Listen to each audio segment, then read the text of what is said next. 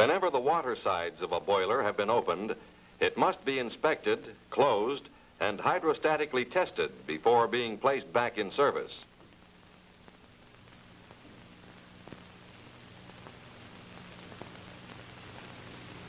Inspect all drums and headers for loose gear.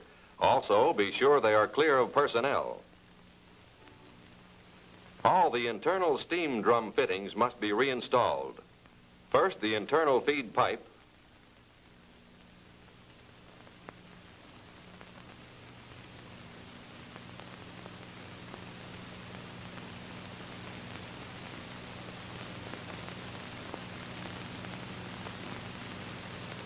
then the de-superheater,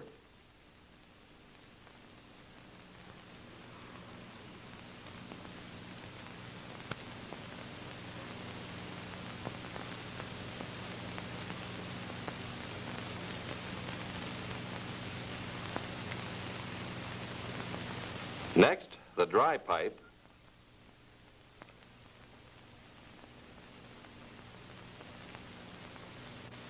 and finally, the steam baffles. You are now ready to reinstall the handhole plates. The boiler cannot operate properly unless all pressure parts of the manhole and handhole plates are thoroughly tight. Here are the cleaning tools you will need: a hand wire brush, a hand scraper, fine emery cloth, thread dyes, and a wrench.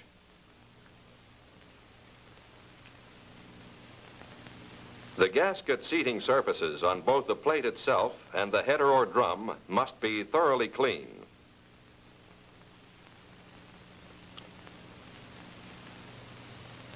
Brush the plate with a hand wire brush until it is clean of all rust and scale.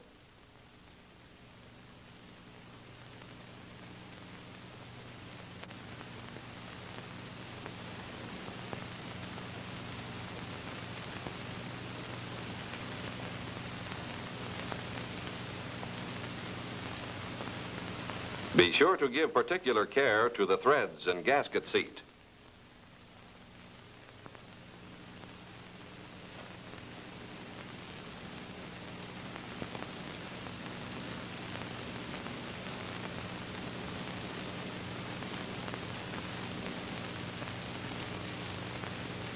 After brushing, polish the seat with emery cloth.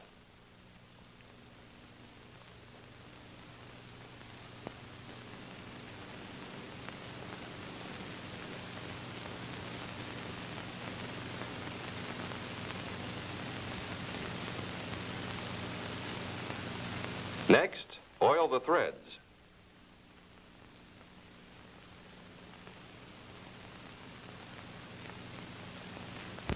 Then, with a die nut, rechase the threads on the plate stud.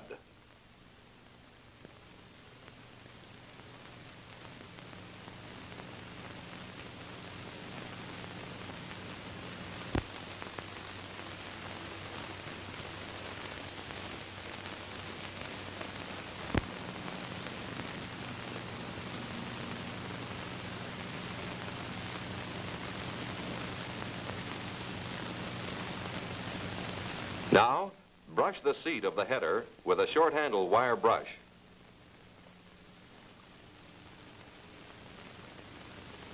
If necessary, polish the seat of the header, taking care, however, not to dig into the seat.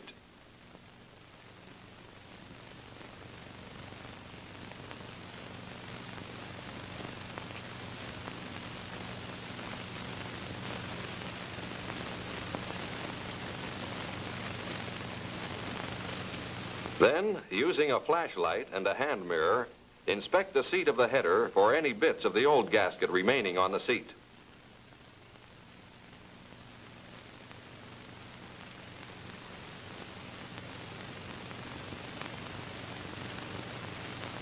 Now install the new gasket on the seat of the plate. Be sure the fit is right, not too loose, and not overhanging the edges of the plate.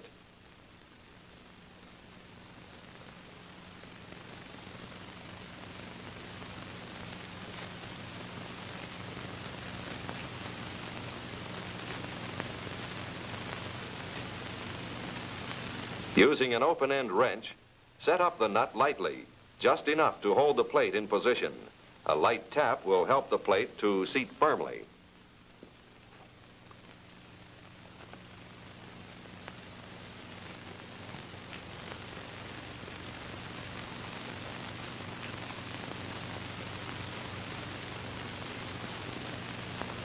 When installing the round handhole plugs found in superheater and economizer headers, special assembly techniques are often required. Follow the procedures in the manufacturer's instruction books. Our third and last step in closing the boiler, installation of the manhole plates. These plates are installed in practically the same manner as the handhole plates. Care must be taken to clean all gasket seats thoroughly on both manhole and manhole plate sides.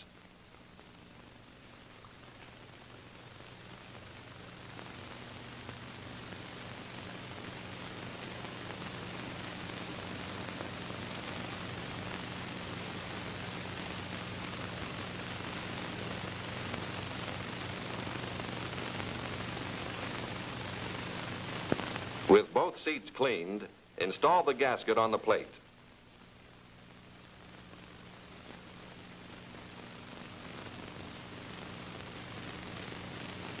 Then set the plate in the manhole.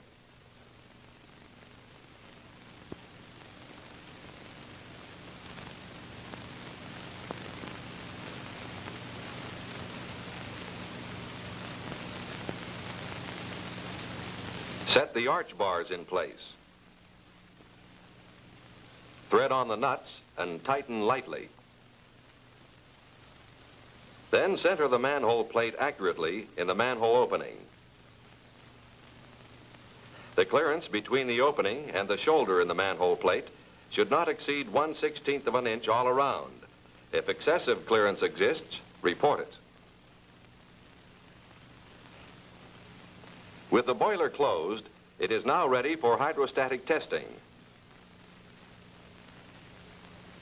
As the pressure is applied, the gaskets will be forced into place by the surrounding water pressure. However, if a plate has not been properly seated, it will continue to leak. In that event, a slight blow with a hammer may relieve the tension on the gasket, the water pressure behind the gasket forcing it into place. As the hydrostatic test is run in the boiler, look for leaking plugs, a condition usually caused by the presence of foreign matter or by small nicks in the gasket.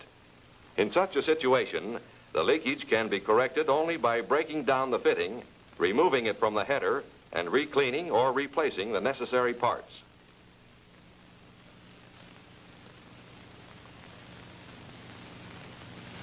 By doing the cleaning job right when installing handhole plugs, you will avoid the necessity of redoing the job. When all leaking gaskets have been adjusted, set up the plates firmly using a handhole or manhole plate wrench, especially designed for the job.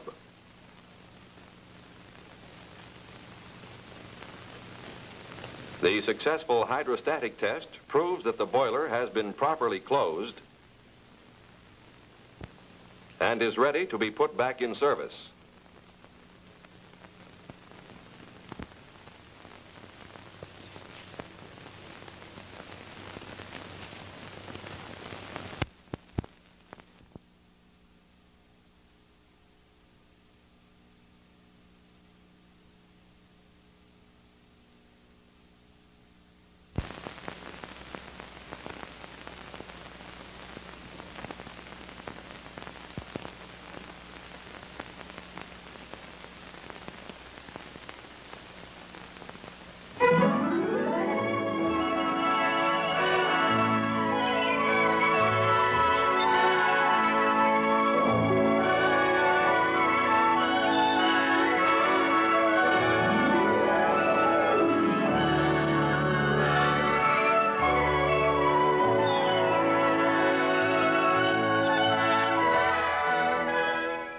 Boiler damage caused by scale can cripple your ship. To prevent this, boiler water must be periodically tested to determine its condition. The basis for all boiler water testing is the water sample. If it has not been properly obtained and is not representative of the water in the boiler, test results will not reflect the true condition of the boiler water. In this film, you will see how to take a boiler water sample. Although it is possible to obtain a boiler water sample from a number of locations, a sample taken from the water drum is the most representative of the water in the boiler. A boiler water sample cooler is placed on a line which is connected to the blowdown line from the water drum. A second sample cooler, used for de-superheater leak testing, is located on a line connected to the de-superheater outlet. Sampling procedures are the same for both. There are at least 2 valves located before the sample cooler. A sample line exit valve is located after the sample cooler. Cooling water, usually salt water, is valved both in and out of the cooler. In taking a boiler water sample, the coolant must be activated prior to sample flow. If it is not, the high temperature of the sample could severely burn you. First, make sure the cooling water exit valve is fully open. Then start a full flow of salt water coolant through the cooler.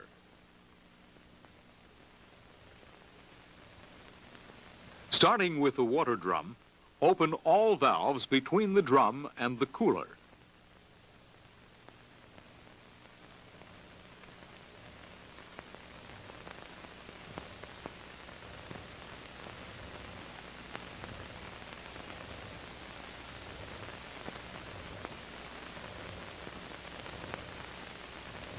Fully open the cooler's sample line exit valve. Let the sample flow until it flashes to steam. When the sample flow has flashed to steam, throttle the sample line exit valve until a liquid flow is obtained.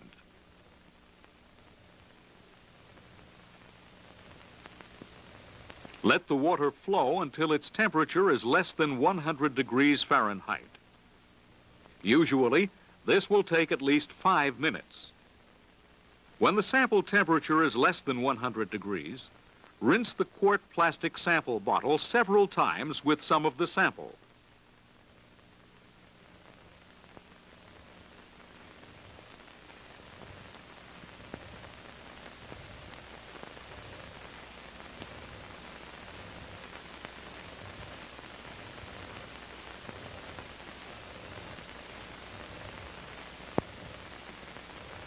Then collect a full bottle of sample.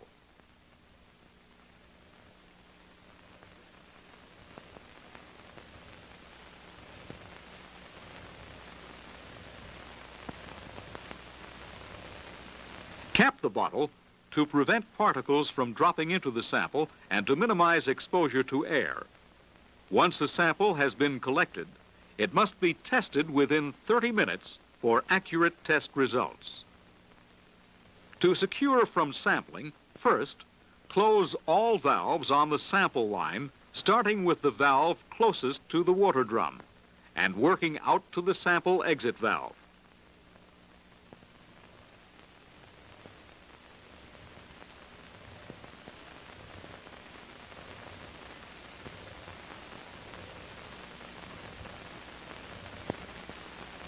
Finally, secure the coolant inlet valve. The cooling water outlet valve should be left open. The frequency of boiler water sampling is determined by the status of the boiler. For a boiler that has been freshly filled and treated, sampling is performed when the boiler is placed on the line and continued until test results are within limits. In the case of a steaming boiler, sampling must be performed daily, before and after any water treatment, prior to securing, and whenever unusual conditions arise. In the case of an idle boiler under wet layup, sampling is performed prior to light-off. For an idle boiler under wet layup using a steam blanket, sampling must be performed prior to light-off, after any water treatment, but at least weekly. Remember, for test results to reflect the true condition of boiler water, the water sample must be obtained from the correct location, using the proper procedures, and at the specified time.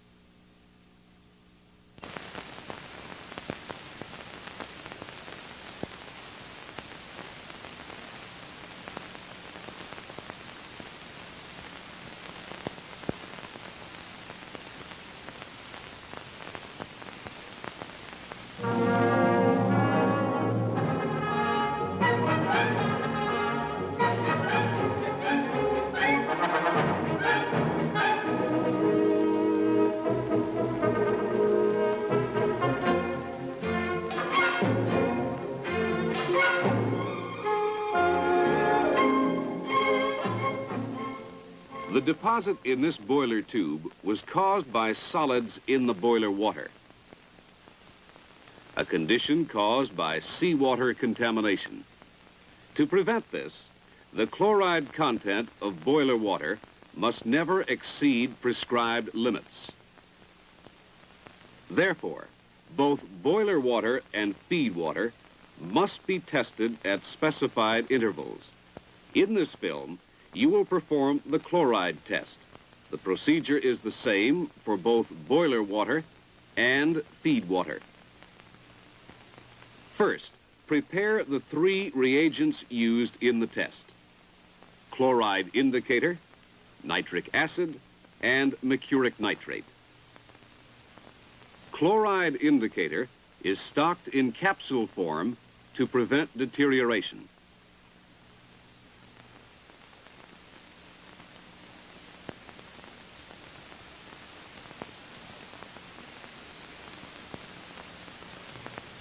To prepare the chloride indicator, empty the contents of a single capsule into the chloride indicator dropping bottle.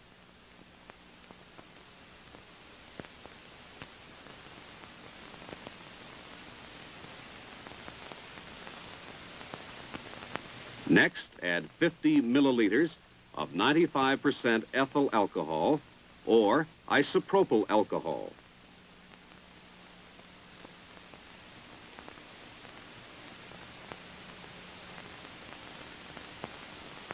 Place the stopper in the bottle and shake to dissolve the contents.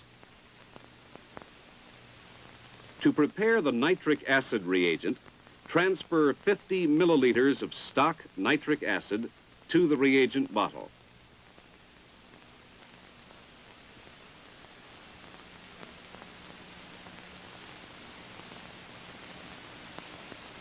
Add distilled water to the mark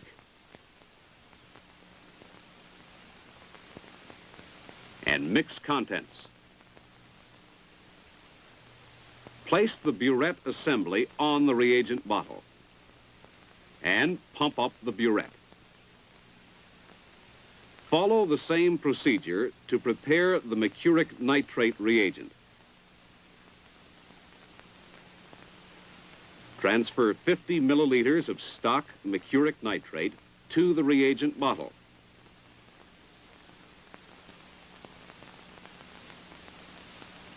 Add distilled water to the mark and mix the contents.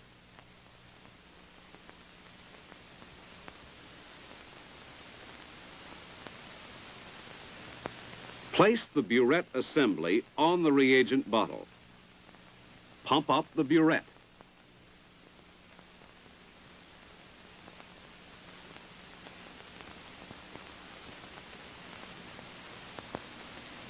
Drain a little solution to be sure the burette tip is full. Then pump the burette back to zero. You are now ready to run the test itself, in this instance on boiler water. Use a clean plastic bottle to draw a sample of water. Let the water flow freely from the sampling connection to clear it of stagnant water and sediment before you take a sample. Measure out 25 milliliters of water and place it in a clean casserole.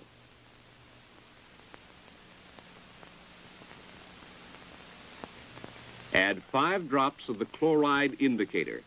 The sample will change to a blue-violet or deep red color. Now add the nitric acid carefully as you stir the contents.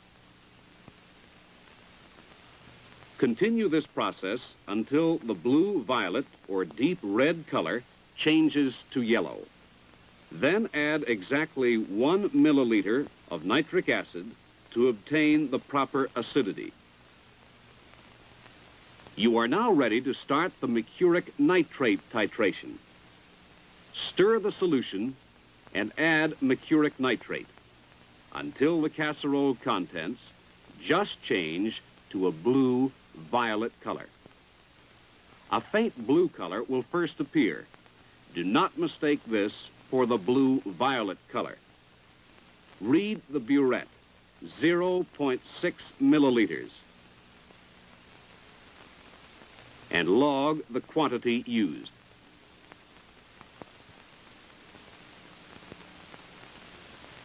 The amount of mercuric nitrate used is equal to the chloride content of the water in EPM.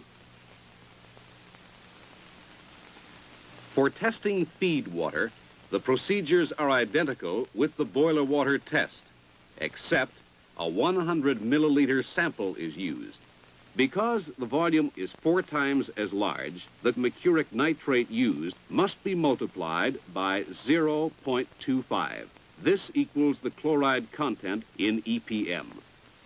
Blow down the boiler if the chloride content exceeds the maximum allowable limit. Accurate testing requires proper care of the test cabinet. Before and after every use, clean each piece of equipment thoroughly. To check the accuracy of the reagent, use the standard solution supplied for this purpose. Only by careful performance of the test procedure and proper care of the equipment can you obtain the necessary accuracy in the chloride test.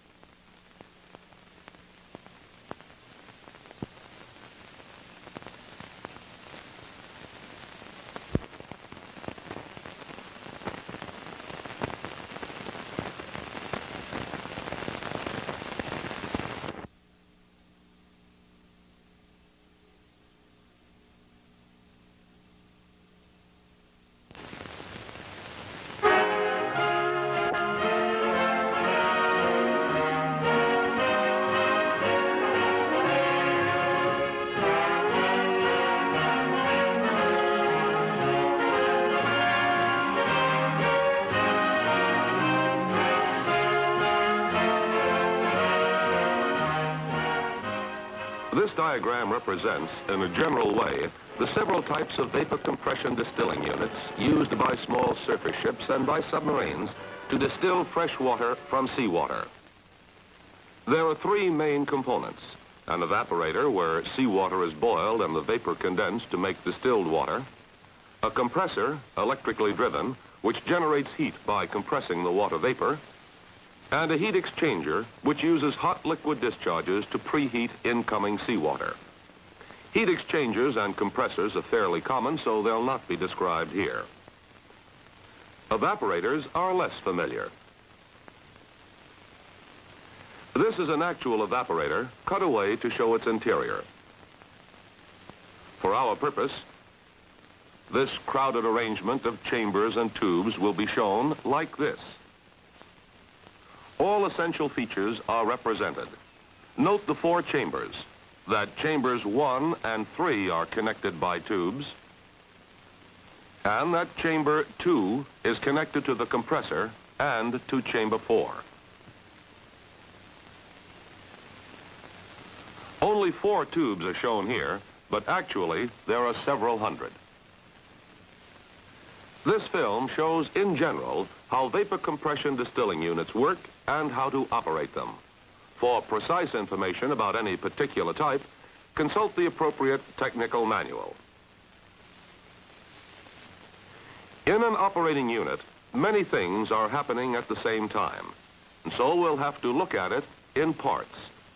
Therefore, how a unit works will be described under 3 headings: the flow system, the heat transfer system, and the control system.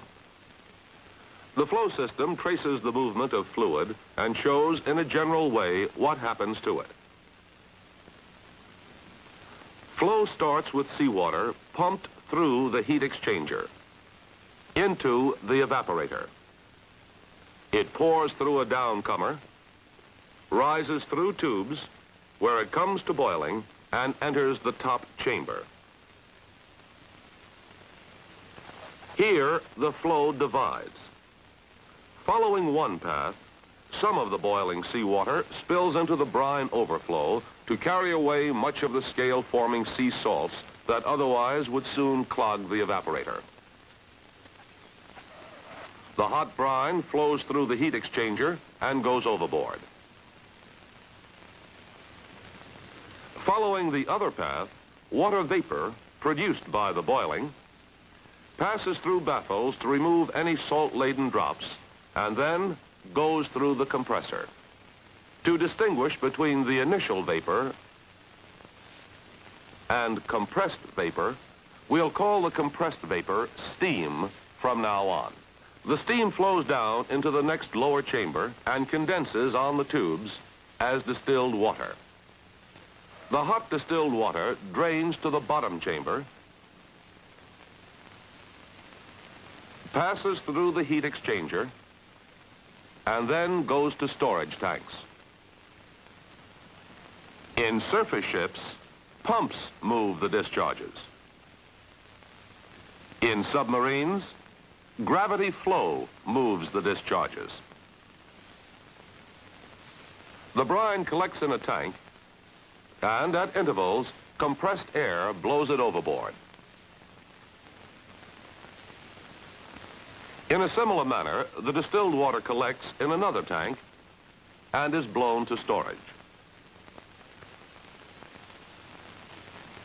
The method of handling the discharges is the only difference between submarine and surface ship units.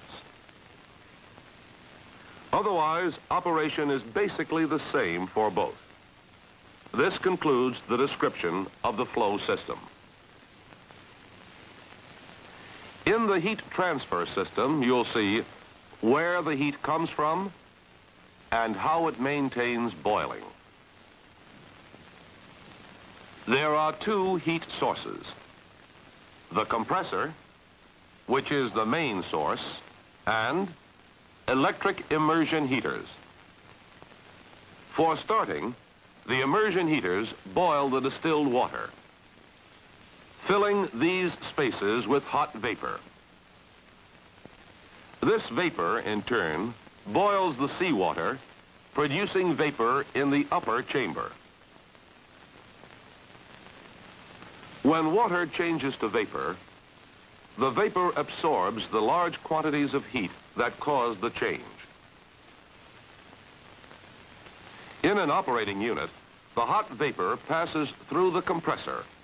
Compression generates additional heat. Condensation releases the heat that caused the vapor. There's also the heat acquired during compression and the heat acquired before the actual boiling started.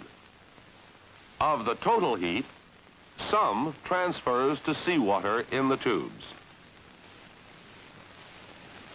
Some heat carried off by the hot discharges transfers to the seawater passing through the heat exchanger.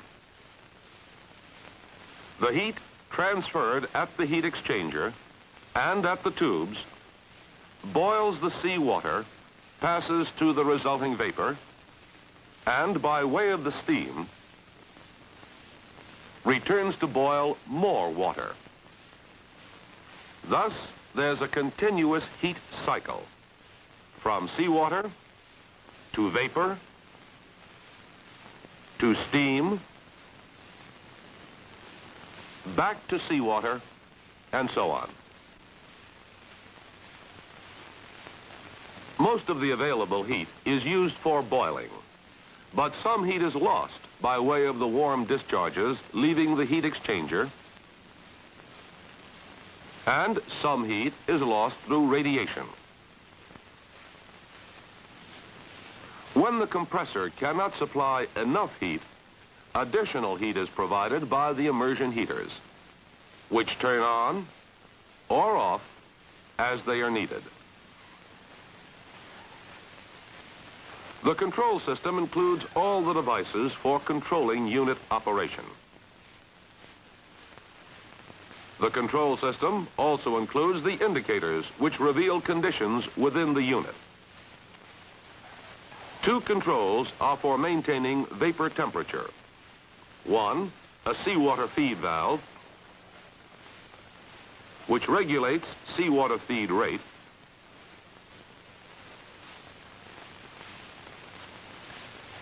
and the other, a means of manually switching one or more heaters into the heater circuit to regulate heater input. There are two pressure gauges which serve as temperature indicators.